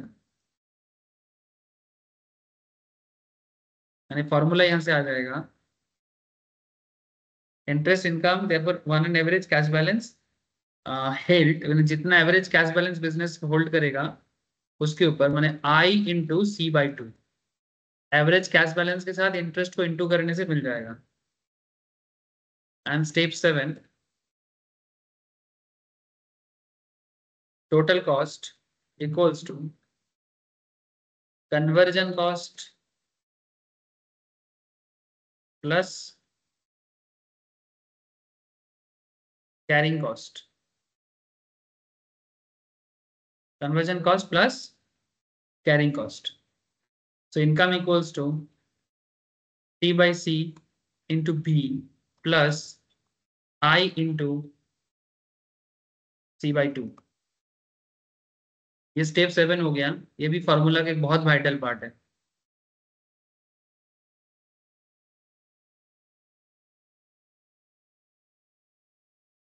total cost equals to conversion cost plus carrying cost. So total cost कैसे मिलेगा? T by C into B करके, और कैरिंग कॉस्ट कैसे मिलेगा? I into C by 2 करके। अब अगर इतना तक लिख लिए, we need to find out the optimum level of C, माने conversion cost per conversion, optimum level of C, that is C star. माने एक ऐसा माने कॉस्ट पर कन्वर्जन जिसको हम लोग ऑप्टिमम लेवल के हिसाब से बताते हैं, वो C जिसको माने ऑप्टिमम लेवल में कन्वर्ट करने से बिजनेस को सुविधा होगा। मैं आपको अभी एग्जांपल करा के समझाऊंगा। एक्चुअली अभी मैं आपको बाउमल मॉडल लिखा रहा हूँ, इसलिए हो सकता है कि आपको थोड़ा सा मोनोटोनस लगे या थोड़ा सा बोरिंग लगे, बट आगे जब क्वेश्चन होगा आपको बहुत क्लैरिटी मिल जाएगा। So we need to find out the optimum level of C, that is C star, at which total cost, that is Y, is the least। माने इन्वेस्टमेंट अकाउंट से कैश अकाउंट में cash को convert करने में सबसे सस्ता क्या हो सकता है? मेरे इन्वेस्टमेंट अकाउंट से कैश अकाउंट में पैसा कन्वर्ट करने में मुझे सबसे लीस्ट कॉस्ट क्या हो सकता है? इसका कैलकुलेशन इसके अंदर आ जाएगा। इसको भी एक ग्राफिकल प्लॉट में दिखाया जा सकता है। आप लोगों में से बहुत लोग कॉस्टिंग पढ़ते हो मैम के पास, जहां पर आप लोग शायद मटेरियल कॉस्टिंग या मटेरियल मैनेजमेंट सीखते हो, वहां पर भी इस तरह का कॉन्सेप्ट देखने को मिलता है। एक्स एक्सिस, वाई एक्सिस, यहाँ पर एक कॉन्सेप्ट है सर कि मैं कितना कैश, मैं समझाता हूँ सर। जैसे मानो वाई जो है ये, अच्छा ये वाई एक्सिस है और ये एक्स एक्सिस है, और ये जो वाई है ये टोटल कॉस्ट जो मैंने आपको फॉर्मूला लिखा है, ये जो वाई है ये टोटल कॉस्ट है, और ये जो सी है ये आपका कैरिंग कॉस्ट है। तो एक काम करते हैं, मैं कॉस्ट को रेड लाइन से डिनोट करता हूं और ऐसे अपर से लोअर की तरफ ऐसे डाउनवर्ड करता हूं, क्योंकि कॉस्ट धीरे धीरे कम होना चाहिए। और माने कन्वर्जन कॉस्ट, कैरिंग कॉस्ट धीरे धीरे बढ़ता है, तो उसको मैं एक काम करता हूं, उसको ना मैं एक ग्रीन लाइन से ऐसे सीधा खींचता हूं। इस point is known as I into C by 2। मुझे और एक लाइन चाहिए जिसको मैं ठीक इसके बीचों बीच एक लाइन में ड्रॉ करूंगा, and this is exactly the C star. This point is known as C star. C star माने दैट लेवल ऑफ कैश, ठीक है, जिसमें जिसको कन्वर्ट करने में बिजनेस को सबसे सस्ता पड़ता है, ठीक है। C स्टार माने कितना कैश एक एक बार में कन्वर्ट करने से लीस्ट कॉस्ट पड़ेगा, and that point is this part, ये जो ब्लू लाइन में मैंने दिखा। जो लोग कॉस्टिंग किए हैं ना मैम के पास, वहां पर एक मॉडल होता है EOQ model, economic order quantity. ये सेम है, सेम एज EOQ मॉडल। जो लोग मैम के पास कॉस्टिंग पढ़ा है वो शायद ये मेरा बात समझ सकता है। ठीक है सर, कोई बात नहीं, अब धीरे धीरे देखो आपको हर एक बात आप फील कर पाओगे। तो मैंने आपको अभी तक जो जो दिखाया, चाहे यहाँ पर C स्टार का भी एक फॉर्मूला आता है, क्योंकि एग्जाम में कुछ भी पॉइंट पूछ सकता है। इसको फॉर्मूला में कन्वर्ट करने से क्या होता है, इसको बोलते हैं root over of 2bt divided by I. मैं अभी इसके जड़ पे नहीं जा रहा हूँ, ये डेरिवेटिव करके आता है। ये जो root over of 2bt divided by I आता है, ये डेविएशन डेरिवेटिव करके आता है। बट आप लोगों को डेरिवेटिव नहीं करना है, इसलिए मैं और डेरिवेटिव के चक्कर में नहीं जा रहा हूँ। फिलहाल मैं आपको एक क्वेश्चन कराता हूँ। डेरिवेटिव माने जो dy dx, आप लोग प्योर मैथ्स में अगर कभी किसी ने सुना है या किया है तो वो समझ सकता है, ये डेरिवेटिव करके आता है। सो करेंटली उतना झमेला में नहीं जाता। एक्चुअली एग्जाम में आपको डेरिवेटिव पूछेगा भी नहीं, तो आप लोग बेफिक्र रह सकते हैं। एक एग्जांपल दे रहा हूं sir. Total cash requirement equals to 500 lakh. एक बिजनेस को क्या चाहिए सर, अचानक से 500 लाख का जरूरत है, समझे। बिजनेस को जरूरत हो ही सकता है। प्लानिंग हॉराइजन क्या है। अच्छा एक बात समझो सर, हम लोग यहाँ पर कैश रिक्वायरमेंट कैलकुलेट कर रहे हैं, इसका मतलब हम लोग लोन लेने नहीं जाएंगे। क्योंकि अगर हम लोग लोन लेने जाते तो उसे कैपिटल रिक्वायरमेंट बोलता। हम लोगों को we already have cash, but वो हमारे हाथ में नहीं है, मे बी इन्वेस्टमेंट किया हुआ है। तो इन्वेस्टमेंट अकाउंट को तोड़ के हमें ये कैश जरूरत लेके आना पड़ेगा, समझे। इन्वेस्टमेंट अकाउंट को तोड़ के हमें ये कैश हमारे पास लेके आना पड़ेगा। मैं यहाँ पर आपको कैपिटल रिक्वायरमेंट नहीं सिखा रहा हूँ, जो हम लोग ऑलरेडी वर्किंग कैपिटल में करके आए हैं, मेन वर्किंग कैपिटल में। तो cash requirement means we already have, जो हमारा ही है, बट वो कहाँ है, इन्वेस्टमेंट में है। तो वहां से हमें उसको लेके आना है। तो आपका टोटल कैश रिक्वायरमेंट कितना पड़ा, 500 lakh. Planning horizon equals to 6 months. आपको 6 महीने का एक प्लान करना है कैश के लिए। इंटरेस्ट रेट आपको मिल जाता है मोटा मोटी 8% पर annum. Conversion cost per conversion माने एक एक बार में इन्वेस्टमेंट अकाउंट से कैश अकाउंट में कन्वर्ट करने के लिए आपका खर्चा पड़ जाता है sir 60,000। From investment account to cash account convert करने में आपका कैरिंग कॉस्ट पड़ जाता है। Conversion cost per conversion. Question पूछता है using Baumol model and calculate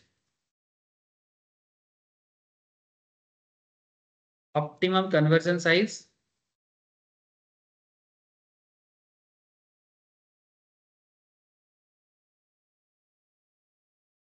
and secondly total cost at this conversion size, at this conversion size. Optimum conversion size and total cost at this conversion size. जितना मेरा total cost मैंने जो total conversion होगा उसमें मेरा खर्चा कितना पड़ जाएगा। This is the question. Question समझ में आया। चलो अगर समझ में नहीं आया तो आंसर करके बिल्कुल और समझ में आ जाएगा। चलो मैं आपको आंसर बताता हूँ। T, T for what sir, T माने टोटल कैश रिक्वायरमेंट। मैं आपको एकदम बॉमल मॉडल के स्टार्टिंग में ही बताया था। टी माने, टी का मतलब है cash requirement. T equals to what, 500 lakh. B, B क्या है सर, बी माने कन्वर्जन कॉस्ट पर कन्वर्जन, है ना। बी माने कन्वर्जन कॉस्ट पर कन्वर्जन। अच्छा एक काम करते हैं, फॉर इजी क्वेश्चन सॉल्यूशंस, माने क्वेश्चन को इजीली सॉल्व करने के लिए, जैसे कि हम सबको पता है कि कन्वर्जन कॉस्ट पर कन्वर्जन बोला है 60,000। तो 60,000 को इन रुपीज इन लैक्स में कर देते हैं, क्योंकि टी जो है ये 500 लैक्स का है। तो अगर मैं बी को भी लैक्स में करना चाहूँ 60,000 को, तो लैक्स से डिवाइड करने से कितना हो जाएगा, 0.6 लैक्स। हेलो, आप लोग बात समझे कि नहीं समझे। मैं बहुत देर से कुछ पूछा नहीं आप लोगों से, आप लोगों को बात समझ में आया? क्योंकि मेरा total cash requirement is 500 lakhs और मेरा कन्वर्जन कॉस्ट है 60,000। तो 1 लाख में होगा, दूसरा 1000 में होगा, ऐसे तो सोल्यूशन नहीं हो सकता। तो सभी चीजों को या तो लाख में या तो 1000 में कन्वर्ट करूं। तो बेस्ट इज दैट कि फॉर स्मॉल जितना हो जाए उतना अच्छा है। तो 60,000 को क्या कर दिया सर, 0.6 लाख में कन्वर्ट कर दिया, माने 60,000 ही हुआ। आई आई फॉर व्हाट सर, आई क्या है? आप लोगों को मैंने लिखा के रखा था। आई क्या था? इंटरेस्ट। क्वेश्चन में आई के बारे में बोला है, but question said about the I interest rate 8% पर एनम। ठीक है, 8% पर एनम। लेकिन हमें अगर एवरेज इंटरेस्ट कैलकुलेट करना होता है तो हम लोग क्या करते हैं सर, इंटरेस्ट को डिवाइडेड बाय 2 कर देते हैं ना। इंटरेस्ट को डिवाइडेड बाय 2 कर देते हैं। तो अगर क्वेश्चन हमें बोलता है कि एवरेज करो, तो फिर मैं आई को क्या करूंगा, 8% पर एनम को मैं डिवाइडेड बाय 2। अच्छा एक सेकेंड, सॉरी सॉरी सर, यहाँ पर मेरा प्लानिंग हॉराइजन है 6 मंथ्स का। सॉरी, इंटरेस्ट रेट पूरा साल भर का है 8%। साल भर का इंटरेस्ट है 8% और मेरा प्लानिंग हॉराइजन है 6 मंथ का। तो इसका मतलब यही है कि मेरा इंटरेस्ट जो है 8%, वो साल भर का 1 ईयर का 8% है। तो 6 मंथ्स का कितना हो जाएगा, डिवाइडेड बाई 2, मैंने हाफ ईयरली, हाफ ईयरली हो जाएगा। तो मैं यहाँ पर क्या करूंगा, 8/2 दैट इज 4%। तो 4% को अगर मैं पॉइंट में कन्वर्ट करूं तो मैं ये ऐसा बोल सकता हूँ कि 0.04। ठीक है। अच्छा, हमें क्या चाहिए, क्वेश्चन हमें क्या पूछा है, क्वेश्चन हमें 2 इंपॉर्टेंट चीज पूछा है। कहाँ गया question, optimum conversion size. Optimum conversion size माने है सी स्टार। ठीक है, मैंने आपको बावल मॉडल में लास्ट में लिखा था, देखो स्टेप 7 में, optimum conversion size that means C star. ठीक है, तो सी स्टार कैसे कैलकुलेट होगा, सी स्टार का फॉर्मूला भी मैंने लिखा था, root over of 2BT by I, है ना, root over of 2BT by I, 2BT by I. आपको टी पता है, बी पता है, आई पता है, सब कुछ पता है। 2 फॉर्मूला का पार्ट है और रूट ओवर करना पड़ता है। बस कैलकुलेट करके मुझे बताओ, root over of 2 into 0.6 into T for 500 lakh into 500 lakh divided by I कितना है, 0.04। कितना हो रहा है मुझे बताओ सर।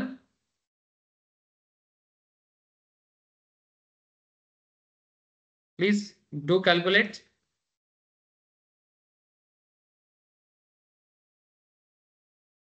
अरे सब कर रहा है कि नहीं कर रहा है, किसी का भी आंसर नहीं आ रहा है, सिर्फ टूक रहा है सब लोग क्या, बोलो sir.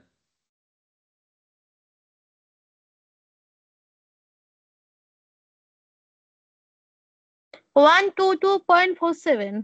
Very good Ankita, 122.47 lakhs। बाकी सबका आया रे,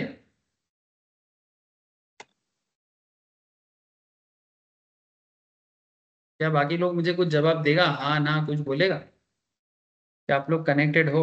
अंकिता का आवाज तो आया मुझे, सही बोला है सर। ओके सर, तो यस 122.47 lakhs। ठीक है, तो ये जो 122.47 lakhs हुआ, ये मेरा क्या हुआ सर, सी स्टार। सी स्टार क्या है, ऑप्टिमम कन्वर्जन साइज। माने एक एक बार में अगर 122 लाख 122.47 लाख करके इन्वेस्टमेंट अकाउंट से कैश अकाउंट में कन्वर्ट किया जाए तो ये बिजनेस के लिए मिनिमम कॉस्ट होगा, अच्छा रहेगा। ठीक है। अच्छा, अब टोटल कॉस्ट भी पूछा था कि total cost at this conversion size, माने अगर एक एक बार में इन्वेस्टमेंट अकाउंट से 122 लाख करके निकाला जाए तो टोटल खर्चा बिजनेस को कितना पड़ेगा।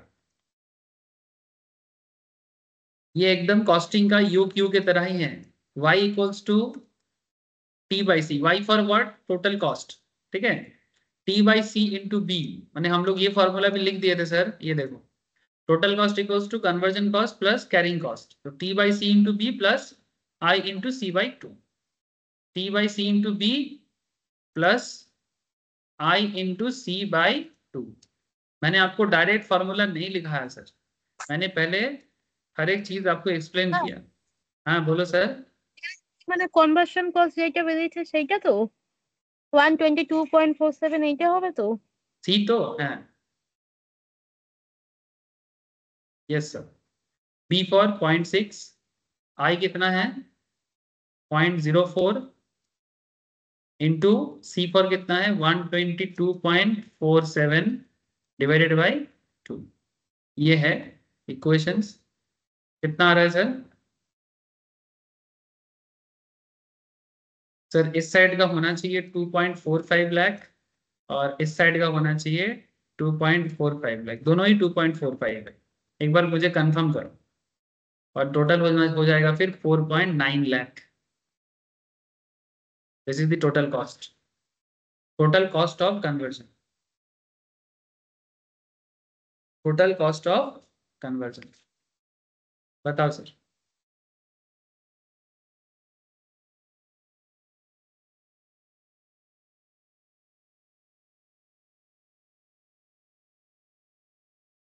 क्या 4.9 आया सर?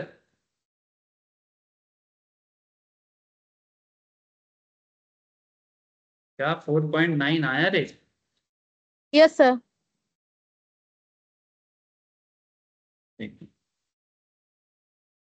तो ये जो 4.9 लाख आया, ये क्या था क्वेश्चन का second part, total cost at this conversion size. That means अगर एक एक बार 6 महीने के लिए अगर मैं एक एक बार में 122 लाख 122.47 लाख करके निकालूं, तो मेरा हर बार कॉस्ट पड़ जाएगा 4.9 लाख, यानी इन्वेस्टमेंट अकाउंट से कैश अकाउंट में कन्वर्ट करने का टोटल कॉस्ट। और एक एक बार में कितना निकालना चाहिए कैश? ऑप्टिमम 122.47, ना ज्यादा ना कम। ज्यादा करने जाएगा तो भी खर्चा बढ़ जाएगा, कम करने जाएगा तो भी खर्चा बढ़ जाएगा, ठीक है। This is called optimum cash conversion concept. ये किसके फॉर्मूला के हिसाब से किया हम लोगों ने? बाउमल, क्या नाम है सर? बाउमल मॉडल, ठीक है। एक और एग्जांपल करो फॉर मोर क्लैरिटी। अब आप लोग प्लीज खुद से ट्राई करना।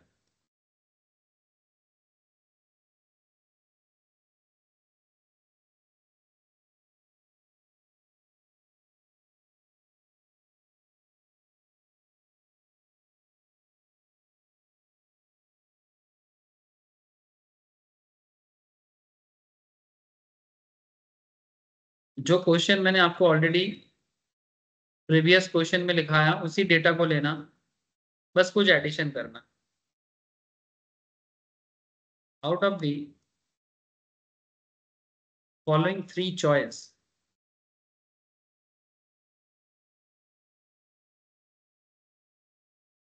Out of the following three choice, ठीक है।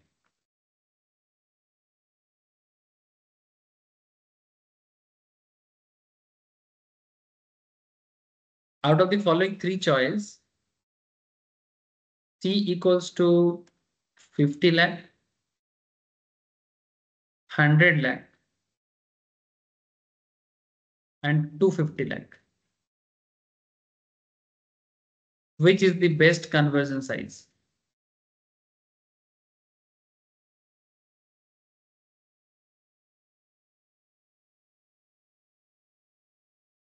माने बहुत सिंपल है, मैंने आपको ऑलरेडी एक कैलकुलेशंस करके दिखाया पहले क्वेश्चन में कि एक एक बार में कितना कैश इन्वेस्टमेंट अकाउंट से कैश अकाउंट में कन्वर्ट करना चाहिए, ठीक है। इतना मैंने आपको शो किया कैलकुलेट करके फॉर्मूला यूज करके। अब आपके सामने मैं वही चीज बता रहा हूँ कि क्यों ये 122.47 लाख ऑप्टिमम कन्वर्जन था। अब आप पता कर लोगे। अब इसमें मैं आपको एक न्यू डेटा, मैंने उसी सेम डेटा को यूज करना है, the same question, this is the question, but आपको इस बार बोला गया है कि यू हैव थ्री चॉइस, कितना कैश आप कन्वर्ट कर सकते हो from investment account to cash account. आपके पास ऑप्शन 1 है 50 लाख, ऑप्शन 2 है 100 लाख, ऑप्शन 3 है 250 लाख, एक एक बार में। 6 मंथ साइकिल के लिए आप एक एक बार में कितना कैश अपने इन्वेस्टमेंट अकाउंट से कैश अकाउंट में कन्वर्ट करना चाहते हो, मैंने इसमें से किस में आपका सबसे खर्चा कम पड़ेगा। अब कोई कह सकता है कि सर कम करने से कम होगा, ज्यादा करने से ज्यादा होगा। नहीं सर, ऐसा नहीं है। ऐसे एक कॉन्सेप्ट है मार्केट में कि कम खाने से पतला होता है, ज्यादा खाने से मोटा होता है। क्या आपको लगता है कि कम खाने से पतला होता है? खाना कम खाने से भी इंसान फूल जाता है और अनहेल्दी हो जाता है। ज्यादा खाने से भी अनहेल्दी प्रॉब्लम आ सकता है, वो तो आता ही है। बट कम खाने से भी इंसान को प्रॉब्लम हो जाता है। तो कम खाना is not the solution, optimum खाना इज द सॉल्यूशन। आजकल कुछ लोग बहुत हेल्थ कॉन्शियस हो जाते हैं और वो सोचते हैं कि जो भी खाने में फैट है वो नहीं खाएंगे, क्योंकि फैट खाने से मोटा हो जाएंगे, पेट निकल जाएगा। प्रॉब्लम सर एक ही है, पेट निकलने से फैशन बिगड़ जाएगा। शॉपिंग मॉल में जाके कोई भी अच्छा अच्छा ड्रेस जब शरीर में आएगा नहीं तो फैशन बिगड़ जाता है, यानी स्टाइल स्टेटमेंट में प्रॉब्लम है। लेकिन इसको इसको करने के चक्कर में आजकल की यूथ अपना हेल्थ को बिगाड़ देता है। फैट खाना नहीं चाहिए, that's a wrong perception. Good fat is good for the health. Sir मैं आपको डॉक्टर का क्लास नहीं दे रहा हूँ, मैं खुद भी इतना मेंटेन नहीं कर पाता, बट आपको मैं एक सही आइडिया दे रहा हूँ। एक प्रॉपर न्यूट्रिशन होने के लिए आपको गुड फैट भी चाहिए और बैड फैट इग्नोर करना है। तो ऐसा फैट लो, ऐसा कार्बोहाइड्रेट लो जो गुड है शरीर के लिए, क्योंकि शरीर को कार्ब का भी जरूरत है, शरीर को फैट का भी जरूरत है, नहीं तो एनर्जी कहाँ से आएगा। और अगर प्रॉपर एनर्जी नहीं है तो फिर कैल्शियम एब्जॉर्ब कैसे करोगे। और कैल्शियम नहीं होगा तो आपका फैशन स्टेटमेंट का सबसे इंपॉर्टेंट पार्ट, दैट इज आपका जो हेयर है उसका ग्रोथ प्रॉपर नहीं होगा, है ना। आपका स्किन का ग्रोथ प्रॉपर नहीं होगा। इसके लिए ठीक है सर, ऐसा लग रहा है कि आप न्यूट्रिशनिस्ट का क्लास कर रहे हो, नहीं सर, आप ट्राई टू अंडरस्टैंड। तो इसलिए फिगर अच्छा होना या फिजिक अच्छा होना मैंडेटरी नहीं है, हेल्दी होना अच्छा जरूरी है। मैं क्यों ये बात कहा, एक्चुअली मैं न्यूट्रिशनिस्ट नहीं बना था सर। आजकल मैं, आप लोग भी खबर मिलता होगा आप लोगों को भी कि बहुत सारे बॉलीवुड सेलिब्रिटीज या बॉम्बे में बड़े अच्छे अच्छे फेमस सेलिब्रिटी हैं, बहुत अच्छा फिजिक है, ठीक है। बट रिसेंटली आप देखोगे कि उन लोगों का हार्ट अटैक हो गया है। आप लोग, आई होप, मैं सबका नाम मुझे अभी याद नहीं आ रहा है, बट रिसेंटली लास्ट 3-4 साल में ऐसे बहुत फेमस फेमस सेलिब्रिटी का हार्ट अटैक आया है। तो उसके बाद ना मैं कुछ न्यूट्रिशनिस्ट का इंटरव्यू पढ़ रहा था, तो वही चीज सभी ने बोला कि फिट होना इज नॉट इम्पोर्टेंट, हेल्दी होना इज ज्यादा इम्पोर्टेंट। नहीं तो फिट होके भी आपका हेल्थ बिगड़ सकता है, कि आप देखने में बहुत फिट हो बट आप हेल्दी नहीं हो। तो healthiness is very important sir. तो यहाँ पर भी मैं कहना ये चाहता हूँ कि ऑप्टिमम इज वेरी इंपॉर्टेंट, कम या ज्यादा इज नॉट द इम्पोर्टेंट। ठीक है सर, एक एक चीज को समझाने के लिए ना कभी कभी ना मुझे ये सब बॉलीवुड के किस्से कहानी भी आपको बताना पड़ता है। ऐसे मैं चाहता नहीं हूँ, बट आप लोग ना बोर हो जाते हो, तो मैं भी सोचता हूँ कि आपको थोड़ा बॉलीवुड एंगल से समझाऊं, क्योंकि आजकल लोगों को ना ये सब बॉलीवुड गॉसिप ज्यादा पसंद होता है। सर हम लोग को पसंद नहीं है, आपको ही पसंद होगा। सर आजकल तो लोग बॉलीवुड गॉसिप से ज्यादा यूट्यूब ब्लॉगर का गॉसिप देखता है। चलो छोड़ो।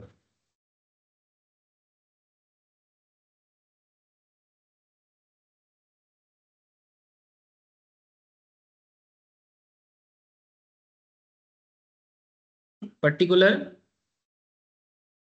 सी इक्वल्स टू एक बार 50 ले लो, सी इक्वल्स टू एक बार 100 ले लो, और सी इक्वल्स टू एक बार 250 ले लो। आपके पास 3 ऑप्शन है, यू हैव 3 ऑप्शंस।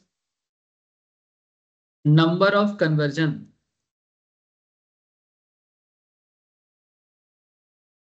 सर बहुत सिंपल कॉन्सेप्ट है। अगर आपको 500 लाख का जरूरत है, मुझे बताओ please, if you need 500 lakh for your business, और आप एक एक कन्वर्जन में 50-50 लाख कन्वर्ट करोगे, तो कितना कितना बार कन्वर्ट करना पड़ेगा? अगर आपका कन्वर्जन साइज 50 है। हाँ बोलो। 10 बार। 10 बार। अगर 100 करके करोगे कितना बार कन्वर्ट, कितना बार होगा? 5 टाइम्स, यानी 5 बार। और अगर आप एक एक बार में 250 करके करोगे तो कितना बार में 500 लाख आ जाएगा तुम्हारे पास?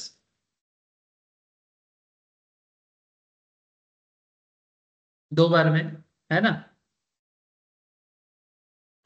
सो आपने एक चीज ख्याल किया कि आपका नंबर ऑफ कन्वर्जन 50 में ज्यादा है, 100 में कम है, और 250 में और कम है। Total conversion. Sir total conversion का फॉर्मूला क्या है टोटल कन्वर्जन कॉस्ट का? T/C into B. चेक कर लेना। तो मुझे बताओ इतना सा कि T/C इंटू बी करके आपका 50 के केस में कितना आएगा? T is 500, 500 divided by 10 into 0.6। Please calculate करो। 500 डिवाइडेड बाई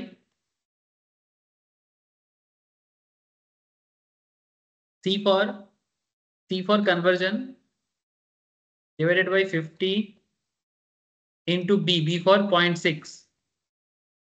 सर इसका आंसर आता है 6, यानी 6 लाख। टोटल कन्वर्जन कॉस्ट इसमें पड़ जाएगा 6 लाख, इसमें पड़ जाएगा 3 लाख, और इसमें पड़ जाएगा 1.2 लाख।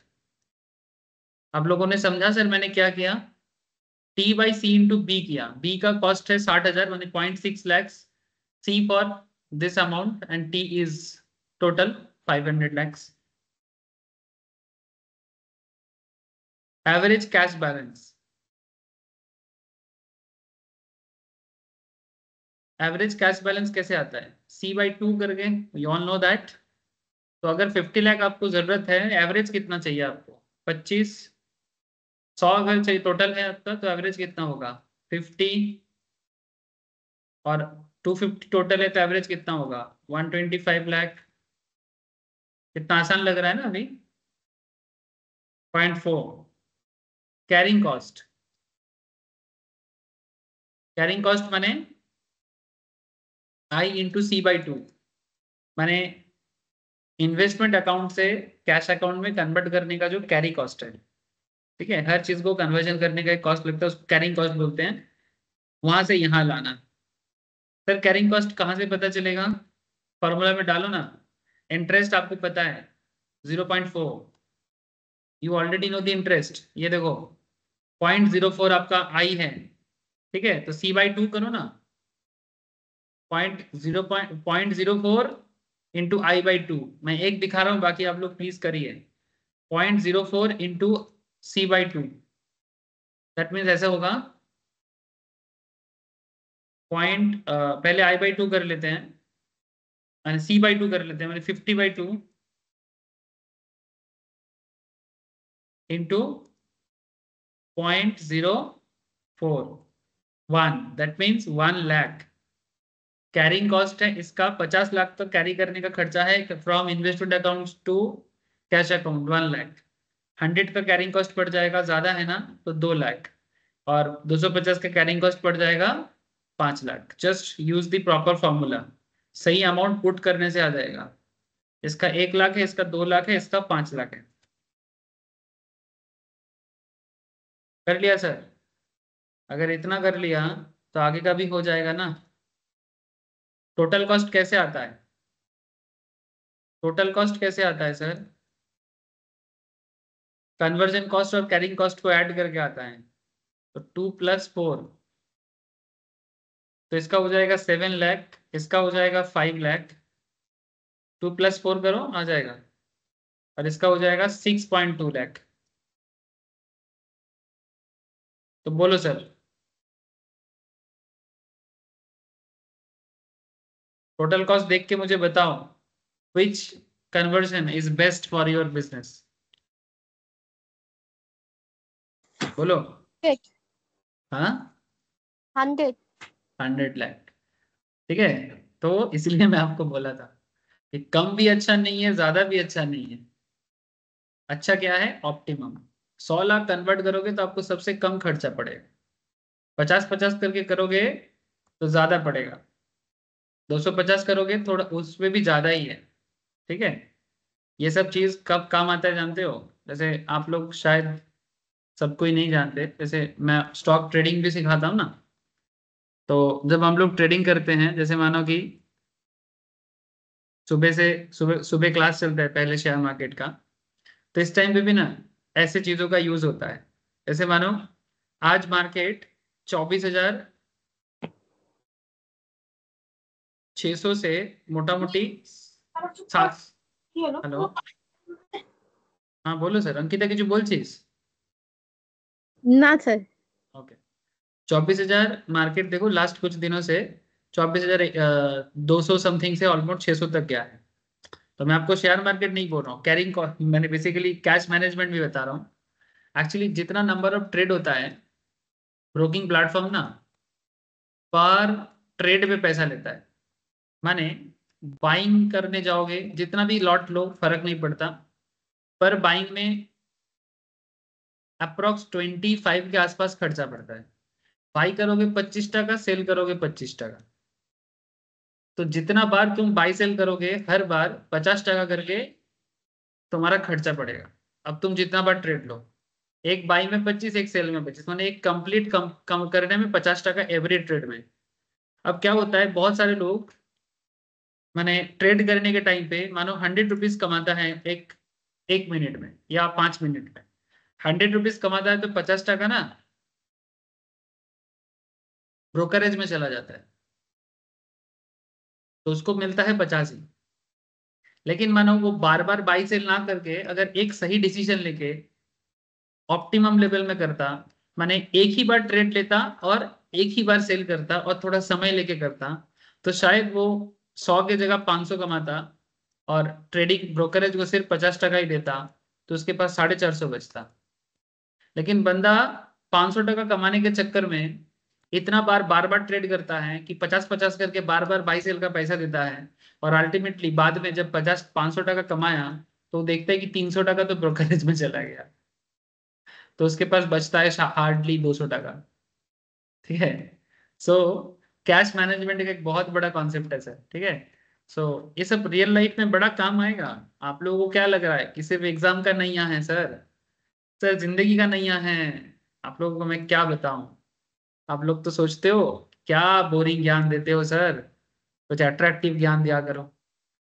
आज नहीं पता चलेगा सर ऐसे ही। एक कहावत है हिंदी में, बंगाली में बोलते हैं, हिंदी में नहीं। बोलते हैं कि गरीब का बात सुनो, कहावत बोल रहा हूँ मैं, अपने आप को गरीब नहीं बोल रहा हूँ। बट बोलता है कि गरीब का बात जब बासी होता है तो मीठा लगता है। ठीक है। ऐसा एक कहावत है, इसका मतलब है कि जिनका बात हम लोग सुनना नहीं चाहते या फिर जो अच्छा चाहते हैं ना, उनका बात सुनते नहीं है और फिर बाद में पछताते हैं। तो इस चीज को समझाने के लिए बोला गया है कि गरीबेर कथा बासी होले मीठा है।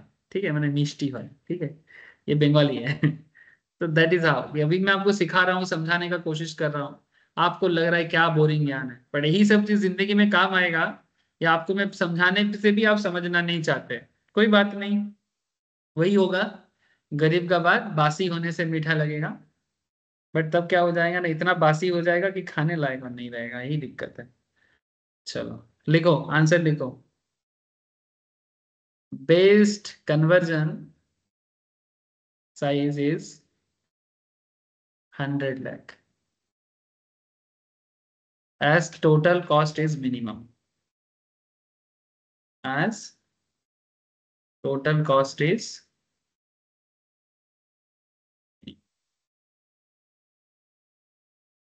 ठीक है। एक क्वेश्चन दे रहा हूँ, घर पे ट्राई करना,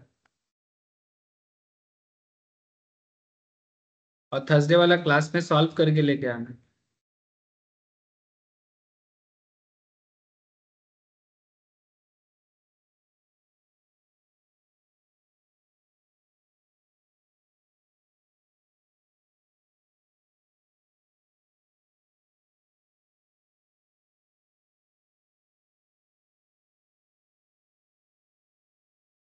सेम क्वेश्चन, हाँ।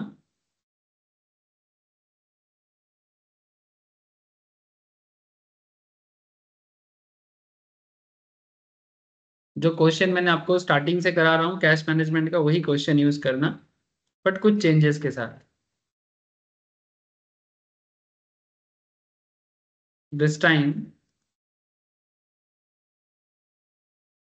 the conversion cost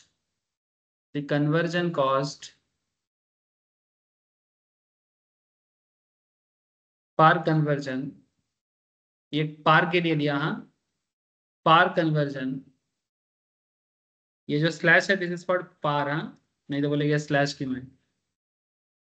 this time the conversion cost per conversion, that is B. हाँ, B is not fixed, B is not fixed. Instead, it depends on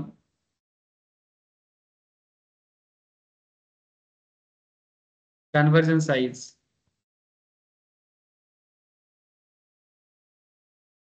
last question में B fix था, इस बार और B fix नहीं रहेगा. As given below.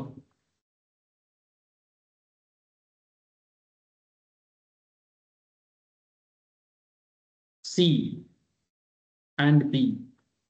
Suppose अगर आप 80 लाख कन्वर्ट कर रहे हो from investment account to cash account, आपका बी पड़ जाएगा 0.8 लाख. अगर आप 80 लाख टू 150 लाख कन्वर्जन करते हो, आपका कॉस्ट पड़ सकता है 0.7 लाख. और अगर आप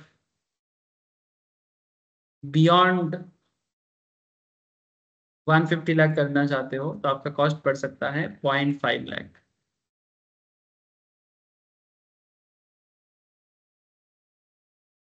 out of the choices given that is E equals to 50, 100 and 250. और एक ही क्वेश्चन है सेम टू सेम कि आप 50 लाख कन्वर्ट करना चाहते हो, 100 लाख करना चाहते हो, 250 lakh. Which is the best conversion size?